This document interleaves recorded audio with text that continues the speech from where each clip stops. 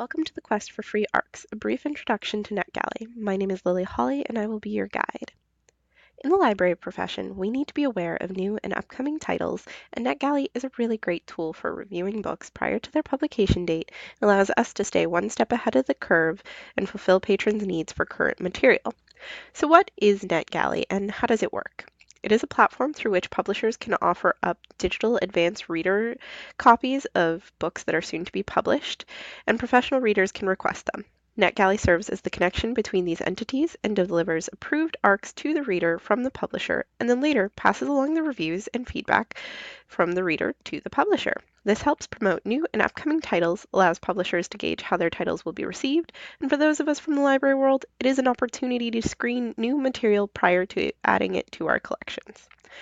This video is just going to be a brief introduction to how to register, where you can edit your profile, searching, how to request a title, accessing and downloading your approved ARCs, and where you can provide feedback for those ARCs. So the first thing we need to do is navigate to www.netgalley.com to register. It's really easy to register. All you do is select this Become a Member button, fill in your information, accept the terms and services as well as the privacy policy, and select the register button. Once you do that, you'll receive an email confirmation to the email that you provided, and you should be good to go to get started and log in. Once you log in, you'll notice that you have 4 tabs: your dashboard, your shelf, find titles, and browse publishers.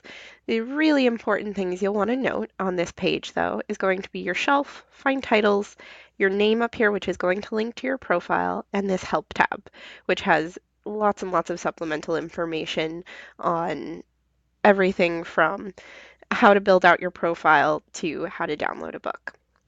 So speaking of your profile, if you go ahead and select your name, that's going to link directly to your current profile where you can also edit it.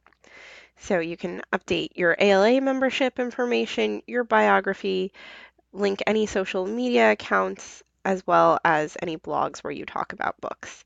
This is also a great place to note that you can update your reading preferences, so categories of books that you're interested in, view any earned badges, update and change your email address and password.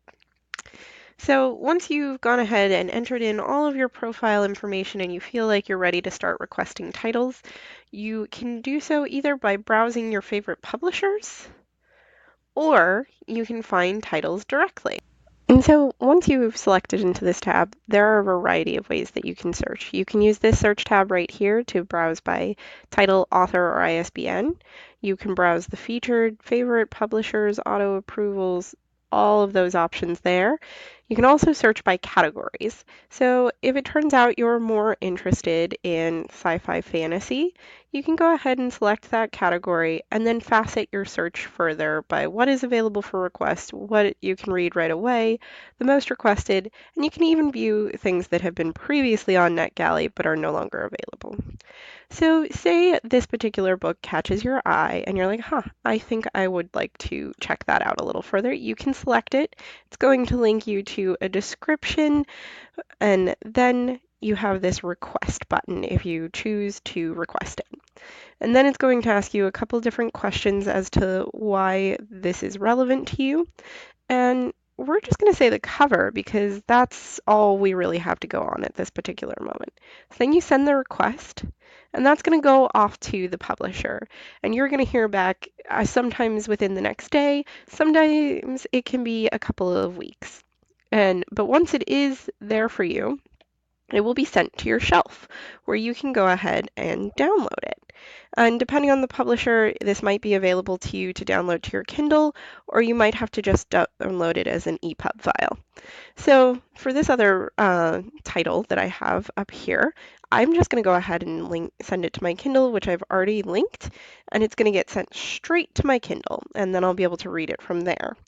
And some things to note about your shelf tab is that you have more tabs within it where you can give your feedback, you can review feedback that you've already sent, and you can view non-active. So we're going to pay attention to this give feedback portion because this is where you're going to really be helping out the publishers. And this is kind of the give and take portion of NetGalley. So I need to give feedback on Catwoman. So I would say that yes, I would really recommend this book. I thought it was really, really great. I would recommend it to my library to purchase, and I would even actually nominate this title for the library reads list.